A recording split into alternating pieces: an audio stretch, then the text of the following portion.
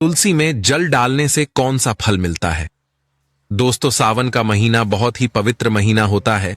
इस महीने में भगवान भोलेनाथ की पूजा होती है। सावन के महीने में मुख्य रूप से तुलसी माता का पूजन किया जाता है।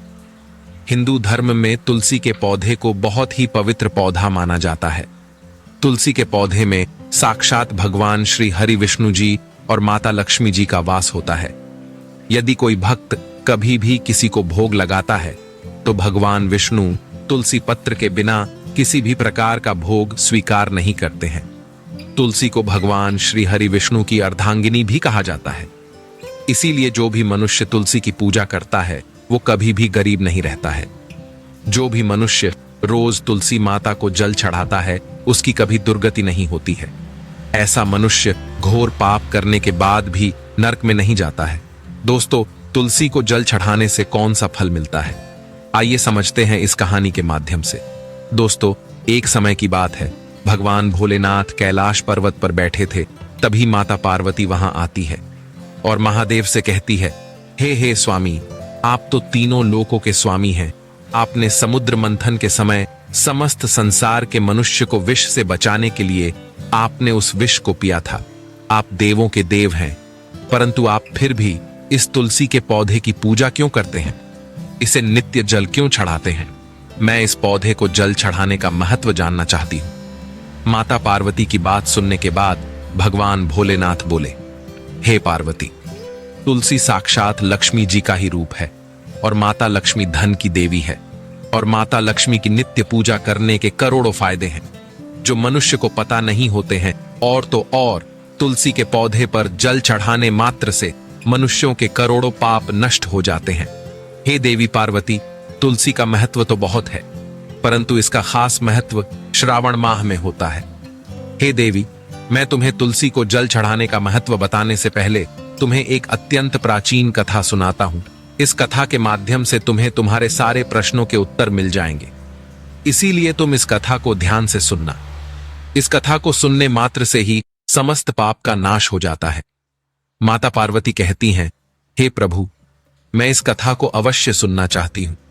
कृपया आप मुझे वो कथा सुनाइए, मैं इसे पूरे ध्यान से सुनूंगी। तब भगवान भोलेनाथ माता पार्वती को तुलसी को जल देने के महत्व की कथा सुनाते हैं कि हे देवी पार्वती, तुलसी को जल देने के पीछे एक प्राचीन इतिहास छुपा हुआ है जो बहुत ही उत्तम और पुण्य फल प्रदान करने वाला है। हे देवी पार्वती, पूर्व काल की बात है। एक गांव में मोहन नाम का एक ब्राह्मण रहता था। वो जन्म से तो ब्राह्मण था, किंतु वो कर्म से भ्रष्ट कपटी बुद्धि वाला था। वो कंबल तथा चमड़ा आदि बेचकर धन कमाता था।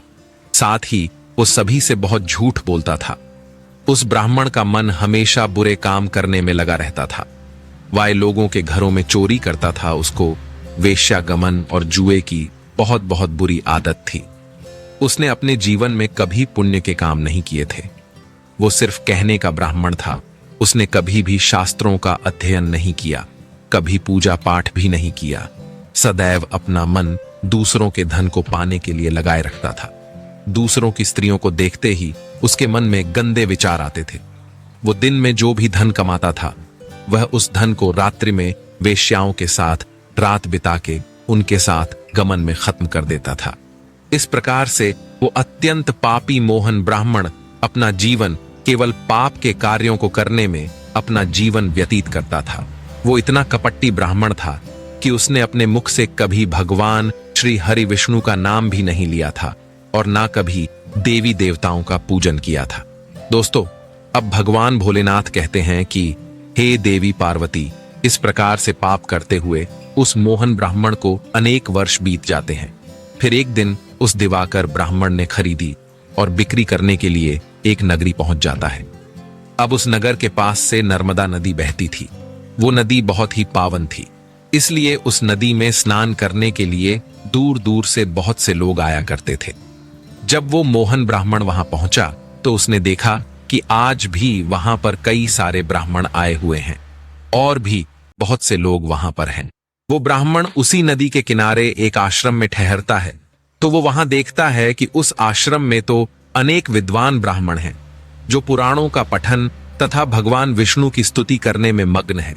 अब वो पाखंडी ब्राह्मण मोहन भी ढोंग करता हुआ वहीं पर उनके साथ रुक जाता है, और उन विद्वान ब्राह्मणों के साथ जब वो रुकता है तो उसे भी भगवान श्री हरि विष्णु का नाम सुनने का उसे अवसर मिल जाता है। क्योंकि उस ब्राह्मण को बिक्री करनी थी तो वो वहीं पर कुछ दिन रुक जाता है। अब वो वहां पर जब रुकता है तो वहां पर आए लोगों ने गायों का पूजन करके ब्राह्मणों को भोजन कराया, तो उस पापी ब्राह्मण ने भी उन सभी के साथ बैठकर भोजन किया और भगवान का प्रसाद भी ग्रहण किया। अब वहीं पर उस आश्रम में एक तुलसी का पौधा था। सबको देखकर वो पाखंडी ब्राह्मण भी जाने अनजाने में ही उस तुलसी के पौधे में जल डालने जाने लगा था। वो श्रद्धा भाव से नहीं जाता था। उसके मन में कोई विचार नहीं था कि वह क्या कर रहा है। वो रोज सुबह उठकर एक पात्र में पानी लेकर तुलसी के पौधे में डालता था। उसे ऐसा करते करते लगभग 1 माह बीत चुका था। अब उस पाखंडी ब्राह्मण ने जो भी कार्य किए थे वो सावन में किए गए थे। क्योंकि वो ब्राह्मण तो पाखंडी था, तो उसे कुछ पता नहीं था कि सावन का महीना चल रहा है। दोस्तों, अब भगवान भोलेनाथ कहते हैं, हे देवी, एक दिन की बात है जब वो ब्राह्मण आश्रम में सोया हुआ था, तब उस स्थान पर एक सर्प आ गया, और जब वो ब्राह्मण सो रहा था तो उस सर्प ने उसे नींद में ही काट लिया। उस पापी ब्राह्मण की नींद में ही मृत्यु हो गई। सुबह जब अन्य ब्राह्मणों ने उसे बेहोश अवस्था में देखा तो उन्होंने उसके मुख में तुलसी पत्र और तुलसी का जल डाल दिया, परंतु उसको होश नहीं आया। फिर सभी ब्राह्मणों को पता चला कि उसकी मृत्यु हो गई है। उस पापी ब्राह्मण की मृत्यु के बाद उसकी आत्मा को लेने के लिए उस स्थान पर यम के 2 दूत प्रकट हुए और उसे पकड़कर यमलोक ले जाने लगे। जब वो यम के दूत रास्ते में ब्राह्मण को ले जा रहे थे, तब वो पापी ब्राह्मण विलाप करने लगा और यमदूतों से कहने लगा, हे यमदूतों, मुझे आप कहां ले जा रहे हो? मेरी मृत्यु किस कारण से हुई है? मैंने कौन सा पाप किया है? तब यमदूतों ने कहा, अरे पापी दुष्ट ब्राह्मण, तूने जन्म से लेकर मृत्यु तक बहुत पाप किए हैं। तेरे पापों के कारण ही जब तू सो रहा था तभी एक काले सर्प ने तुझे काट लिया और तेरी मृत्यु हो गई। अब हम तुझे यमलोक लेकर जा रहे हैं। वहां पर यमराज तेरे पाप कर्मों का लेखा जोखा देखेंगे और निश्चित ही तुझे वे नरक में डालेंगे। उन यमदूतों की बात सुनकर वो ब्राह्मण जोर जोर से विलाप करने लगा और उन यमदूतों से क्षमा याचना करने लगा। किंतु यम के दूतों को उस पर जरा सी भी दया नहीं आई, क्योंकि वे मृत्यु के देवता की आज्ञा का पालन कर रहे थे और वे उसे पीटते हुए यमलोक लेकर गए। जब यम के दूत उस ब्राह्मण को लेकर यमराज के सामने पहुंच गए तो यमराज के पास बैठे हुए चित्रगुप्त ने उस ब्राह्मण के जन्म से लेकर मृत्यु तक के कर्मों का लेखा जोखा निकाला और यमराज से कहने लगे, हे महाराज, इस ब्राह्मण ने तो बचपन से लेकर मृत्यु तक पाप ही पाप किए हैं। इसने कोई पुण्य का काम ही नहीं किया है। ये तो महापापी है। तब यमराज बोले कि अरे, इसे तुरंत ही मेरी नजरों से दूर कर दिया जाए और कुंभी पाप नरक में डाल दिया जाए। अब यमराज जी उस दूत से कहते हैं, हे दूत, जीवन भर पाप करने वाले इस दुष्ट ब्राह्मण को उठाकर ले जाओ और इसे कुंभी पाक नरक में डाल दो। यमराज के आदेशों का पालन करते हुए उस पापी ब्राह्मण को लेकर चले गए और उसे पीटने लगे, जिससे उस ब्राह्मण का मस्तक टूट गया और वे उसे कुंभी पाक नामक नरक में ले गए।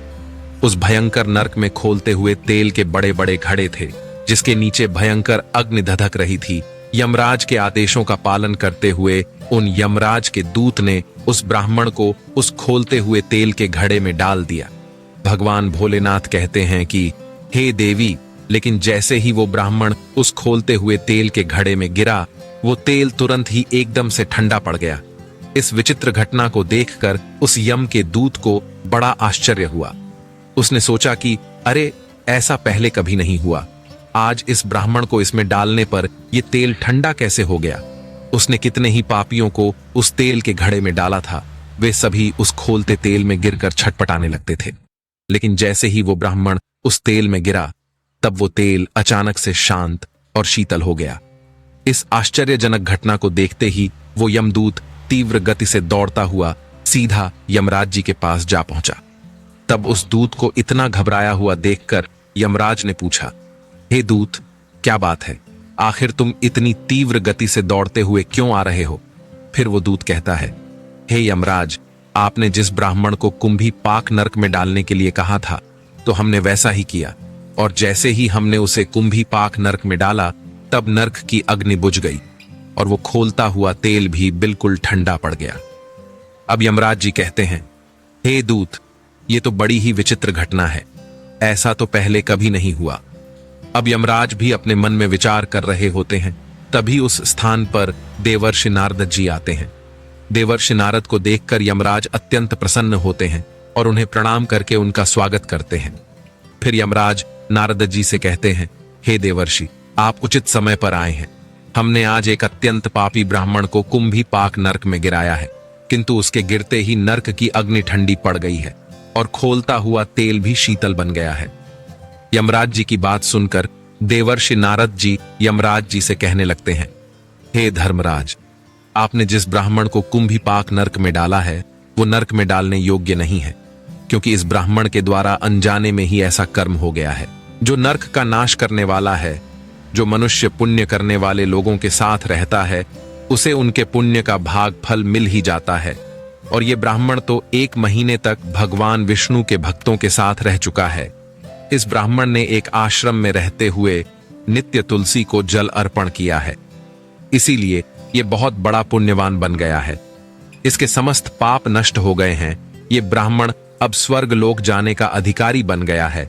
इस ब्राह्मण ने अनजाने में ही इतना पुण्य कमाया है जो जन्म जन्मांतर में मनुष्यों को प्राप्त नहीं होता है। इसीलिए आप इसे नरक में ना पकाओ।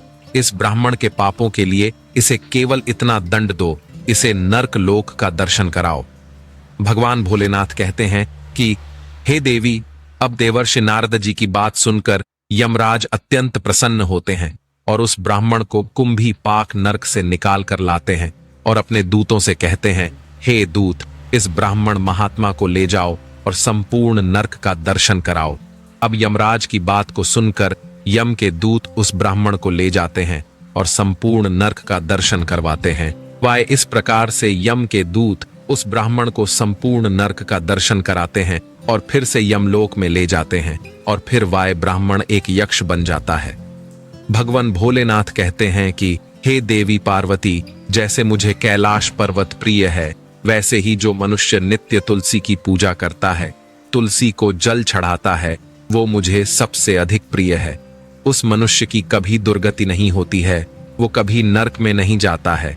जिन घरों में तुलसी का पौधा सदैव ही हरा भरा रहता है, उस घर में सुख, शांति और समृद्धि बनी रहती है। हे देवी, साथ ही भगवान विष्णु की पूजा में और उन्हें चढ़ाए जाने वाले भोग में तुलसी के पत्ते अवश्य होने चाहिए, क्योंकि तुलसी पत्ते के बिना भगवान विष्णु किसी भी प्रकार का भोग स्वीकार नहीं करते हैं। इसीलिए प्रत्येक घर में तुलसी का पौधा अवश्य होना चाहिए। अगर आपके घर में तुलसी है तो सुख, शांति और समृद्धि के लिए तुलसी को चुनरी अवश्य चढ़ानी चाहिए। हमेशा ध्यान रहे कि तुलसी का पौधा चुनरी के बिना आधा अधूरा होता है। तुलसी केवल एक पौधा नहीं है, बल्कि वो देवी है, वो त्रिलोक के स्वामी भगवान विष्णु की पत्नी है। इसीलिए तुलसी को चुनरी अवश्य ही चढ़ानी चाहिए। इससे पति पत्नी में प्रेम और विश्वास बढ़ता है। घर में रहने वाली महिलाएं सदा सुहागिन और सौभाग्यशाली रहती हैं। तुलसी का विवाह भी अवश्य करना चाहिए। इससे मनुष्य के सभी दुखों का अंत होता है और सांसारिक जीवन सुखमय बीतता है। तुलसी के पौधे के पास अपने मुख से कभी भी कोई अपशब्द नहीं बोलना चाहिए। तुलसी के पास भूल से भी जूते, चप्पल अथवा झाड़ू, पोंछा नहीं रखना चाहिए। ऐसे किए जाने वाले कार्यों को शास्त्रों में पाप माना गया है। जहां पर तुलसी का पौधा होता है तो उस स्थान के आसपास आपको भूलकर भी थूकना नहीं चाहिए। तुलसी के पास जल से भरा हुआ पात्र भी नहीं रखना चाहिए। तुलसी के पौधे के पास दीपक जलाने के बाद दीपक को वहां से हटा देना चाहिए, क्योंकि तुलसी के नीचे बुझा हुआ दीपक रखना अशुभ माना जाता है। जिस स्थान पर भी तुलसी का पौधा होता है, उस स्थान को हमेशा ही स्वच्छ रखना चाहिए। इसीलिए नियमित रूप से तुलसी के पौधे के पास साफ सफाई का ध्यान रखें। तुलसी के पौधे में शिवलिंग और गणेश जी की प्रतिमा नहीं रखनी चाहिए। साथ ही तुलसी के गमले में अन्य किसी भी प्रकार का पौधा भी लगाना चाहिए। इसे भी अशुभ माना जाता है। तुलसी के पौधे के पास कपड़े भी नहीं सुखाने चाहिए, अन्यथा कपड़ों से गंदा पानी तुलसी के पौधे पर गिर सकता है। ध्यान रहे, तुलसी के पौधे को नाखून से नहीं तोड़ना चाहिए, इससे तुलसी का अपमान होता है। यदि तुलसी के पत्ते सूख कर गिर जाते हैं तो उन्हें कचरे में नहीं फेंकना चाहिए। उन पत्तों को आप तुलसी की मिट्टी में ही दबा देना चाहिए और रविवार के दिन तुलसी के पत्ते नहीं तोड़ने चाहिए और ना ही रविवार को तुलसी को जल चढ़ाना चाहिए। बाकी अन्य दिन नित्य बिना चूके तुलसी को सुबह जल चढ़ा देना चाहिए और शाम के समय एक दीपक जलाना चाहिए। अक्सर महिलाएं स्नान के बाद अपने बाल खुले रखकर ही तुलसी को जल देती हैं। ऐसा करना भी पाप माना जाता है। महिलाओं को इस बात का हमेशा ही ध्यान रखना चाहिए। महिलाओं को हमेशा ही अपने बाल बांधकर माथे पर सिंदूर लगाकर ही तुलसी में जल चढ़ाना चाहिए। इससे उस स्त्री को तुलसी का आशीर्वाद प्राप्त होता है। घर में तुलसी का पौधा लगाते समय ध्यान रहे कि इसके लिए गंदी मिट्टी का उपयोग नहीं करना चाहिए। तुलसी के पौधे के लिए शमशान की अथवा गंदगी वाले स्थान की मिट्टी का कभी उपयोग नहीं करना चाहिए। इससे तुलसी मां रूठ जाती है और सूखने लगती है। तुलसी का पौधा कभी गंदे स्थान पर नहीं लगाना चाहिए, जैसे नाली अथवा बाथरूम के पास। इन स्थानों पर तुलसी का पौधा कभी नहीं लगाना चाहिए, अन्यथा गंदा पानी तुलसी के पौधे में गिर सकता है, जो प्रत्येक मनुष्य के लिए बहुत ही अशुभ माना गया है। घर में तुलसी का पौधा कभी सूखना नहीं चाहिए। शास्त्रों में ऐसी मान्यता है कि तुलसी के पौधे के सूखने से अकाल मृत्यु की सूचना प्राप्ति होती है। घर में तुलसी का पौधा सूख जाए तो घर की सुख समृद्धि खत्म हो जाती है। सूखी हुई तुलसी में मां लक्ष्मी का वास नहीं होता है। शास्त्रों के अनुसार मासिक धर्म के दौरान महिलाओं को तुलसी के पौधे में पानी नहीं डाल चाहिए और तुलसी को स्पर्श भी नहीं करना चाहिए। ये उन महिलाओं के लिए वर्जित है। तुलसी को बिना स्नान किए जल नहीं देना चाहिए और पैरों में चप्पल आदि पहनकर भी तुलसी को जल नहीं देना चाहिए। तुलसी को जल देते समय ध्यान रहे कि वो जल आपके पैरों पर ना पड़े, इससे तुलसी माता का अपमान होता है। भगवान भोलेनाथ कहते हैं कि हे पार्वती, तुलसी पर कभी झूठा पानी नहीं डालना चाहिए, इससे तुलसी माता रुठ जाती है और नित्य तुलसी के दर्शन से मनुष्य को स्वर्ग की प्राप्ति होती है और तुलसी पत्र के सेवन से उसके सभी पाप नष्ट हो जाते हैं। तुलसी का पौधा हमेशा ही घर के सामने लगाना चाहिए। इसे पूर्व अथवा उत्तर दिशा में लगाने से सबको शुभ संकेत प्राप्त होता है। तुलसी के पास मरुस्थलीय पौधे रखना बेहद अशुभ माना जाता है। ऐसे पौधों से नकारात्मक ऊर्जा निकलती है। शास्त्रों में कहा गया है, जिन पौधों से हरी भरी कलियों की उत्पत्ति ना हो, उसके स्थान पर कांटे निकलते हो, तो ऐसे पौधों को तुलसी के पास कभी रखना नहीं चाहिए। शास्त्रों में केले के पौधे का विशेष महत्व बताया गया है। अगर तुलसी के पौधे के पास केले का पेड़ लगा देते हैं तो इसका कई गुना अधिक लाभ प्राप्त होता है। केले के पेड़ में भगवान विष्णु का वास होता है। इसे तुलसी के पास लगाने से घर में सुख समृद्धि आती है। तुलसी के पौधे में शालिग्राम अवश्य रखना चाहिए। तुलसी के गमले में शालिग्राम रखने से तुलसी का और भी अधिक शुभ प्रभाव आपको देखने को मिलेगा। शालिग्राम भगवान विष्णु का निराकार रूप माना जाता है।